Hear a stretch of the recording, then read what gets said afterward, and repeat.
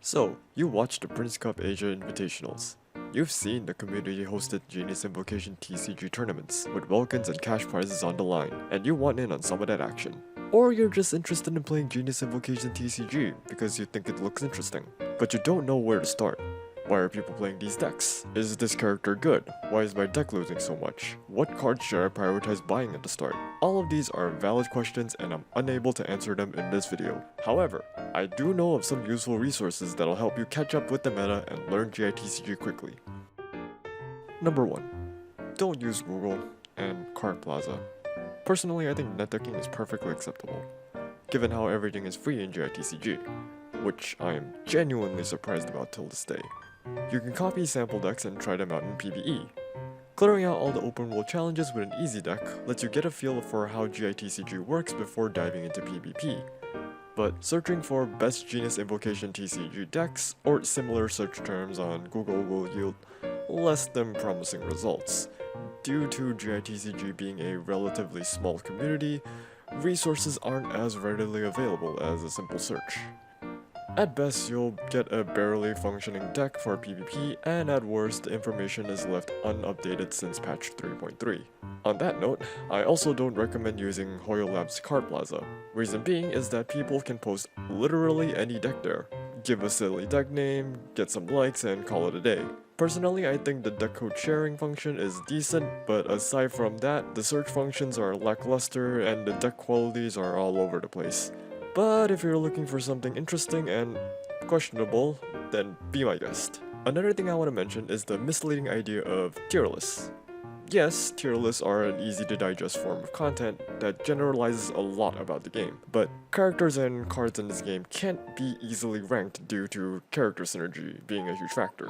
For example, in 4.1, most people would say Beidou and Razor are middle-of-the-road characters, but due to Ito having a dominating presence in Dia Ito Noel and Barbara Ito Noel decks, Beidou, Chong, and Razor rose in popularity due to their ability to counter hypercarry decks. So my advice for character ratings is to, take them with a grain of salt. Number 2. Learning the basics. If you're just starting out in GITCG and you feel overwhelmed with all the mechanics, I highly recommend fellow GITCG player Scribble TCG, who's made a full playlist on all the basic mechanics and advanced concepts that you should learn as a duelist.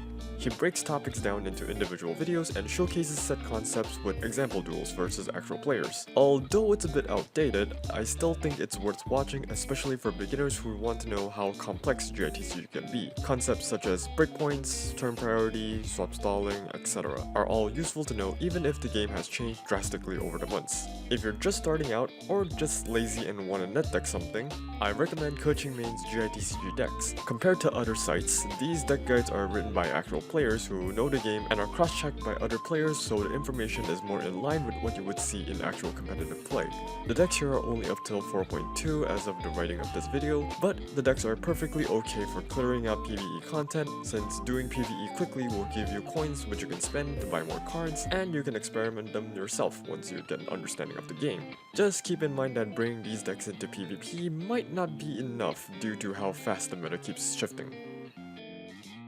Number 3. Reddit. The GITCG subreddit is a semi-active community with players posting clips and sharing their decks hoping to get feedback. And yeah, I think it's an okay platform for discussion. You'll get players who are willing to give advice and talk about the game. But my main reason for recommending this site is for the resources section. It has most of the stuff that I mentioned before, such as Squable's playlists, KQM's deck guides, and other stuff such as a community-made tier list and an asset library. And most importantly, a list of GITCG content creators who make amazing TCG content. Gotta support the fellow content creators that help grow this game. Side note, I will let the moderator of the sub know about some new content creators that I found recently, and hopefully this list will be updated with more links so people can navigate more easily. Number 4. Discord. Speaking of communities, my number 1 recommendation for anyone looking to learn GITCG, be it casual or competitive, is the GITCG Discord. You can find a link to the server in the Reddit or in the description down below. This server is one of, if not the most active place for GITCG discussions, not to mention all the friendly players there willing to lend a hand. If you want, you can also ask around to see who's up for some duels to test your deck. The GITCG Discord hosts free weekly tournaments for NA, EU, Asia, and the winners will have their decks displayed along with Vulcans if they manage to go undefeated.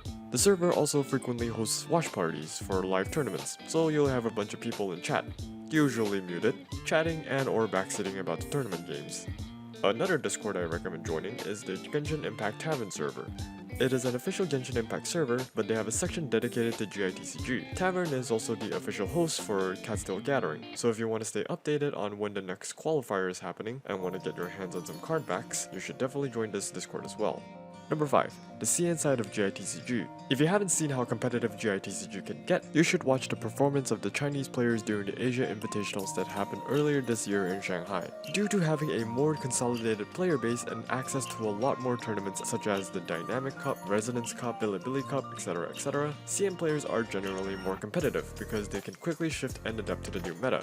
Compare that to the global player base, which is separated into NA, EU, Asia, making tournament organizing more complicated, and thus we don't have as many competitive events outside of the Discord weeklies. As a result, most of us actually take inspiration from the CN side of GITCG, and try to develop our own metagame based on existing information.